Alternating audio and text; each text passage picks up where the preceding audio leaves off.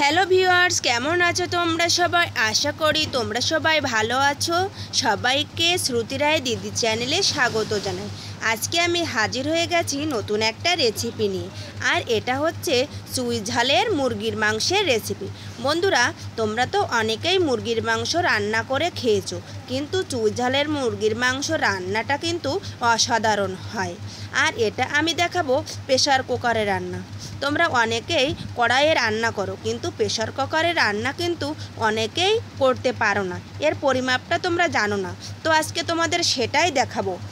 আর pressure কুকারে কিন্তু এভাবে রান্না করলে মাংসটাও কিন্তু খেতে অসাধারণ হয়। তো আমি এখানে খুব সহজ পদ্ধতিতে দেখিয়েছি, আর হাতের কাছে থাকা সামান্য কিছু উপকরণ দিয়ে বানিয়ে ফেলা যায়। তো বন্ধুরা, চুই ঝালের মাংসের রেসিপি বানানোর জন্য আমার লাগছে এখানে চুই, আর চুই হচ্ছে মাংসের প্রধান উপকরণ। আর লাগছে পেঁয়াজ, রসুন, জিরা, শুকনো লঙ্কা, শামরিচ, সাজিরে, গোলমরিচ, লবঙ্গ, এগুলো আমি শিলবাটায় ভালো করে বেটে নেব। এবার আমি চলে যাব চুলার কাছে। তো গ্যাসটা জ্বালিয়ে কড়াটা গরম করে নিলাম। ভালোভাবে গরম হয়ে গেলে এখানে প্রায় 100 মতো তেল দিয়ে নিলাম, আর তার ভিতরে একটা শুকনো লঙ্কা এবং একটু লবণ এবং কিছুটা জিরে দিয়ে নিলাম, 1 টেবিল চামচ। আর আমি যে বাটা মশলাটা রেখেছিলাম পেঁয়াজ, রসুন, এটা ভালোভাবে দিয়ে কিছুক্ষণ কষিয়ে নেব।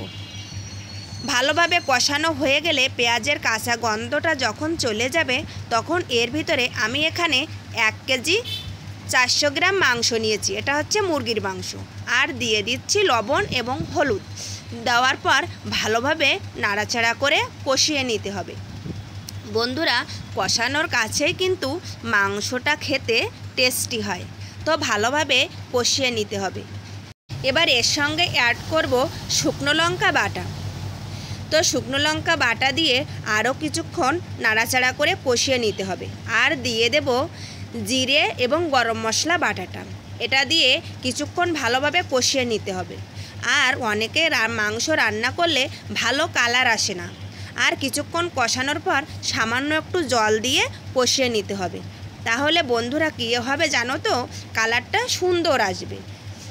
তো এভাবে কিছুক্ষণ কষিয়ে যখন তেল হালকা হালকা তেলটা ছেড়ে দেবে, তখনই আমি এর সঙ্গে অ্যাড করব গরম মশলাটা।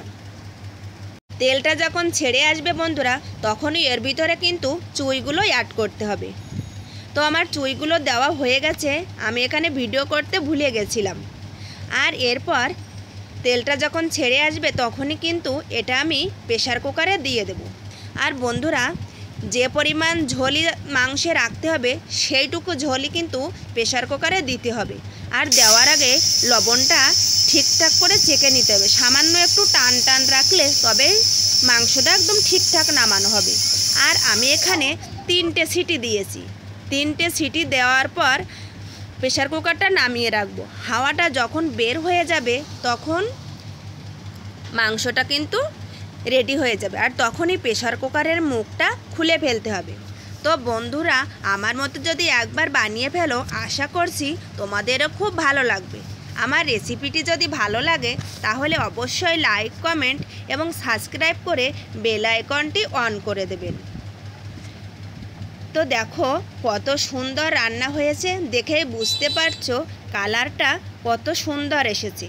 আমার এই চ্যানেলে অনেক রান্নার মজার মজার ভিডিও দেওয়া আছে, চাইলে তোমরা একবার ভিজিট করে আসতে পারো। তো আজকের মতো এ পর্যন্তই, দেখা হচ্ছে পরের ভিডিওতে। সবাই ভালো থেকো, ধন্যবাদ।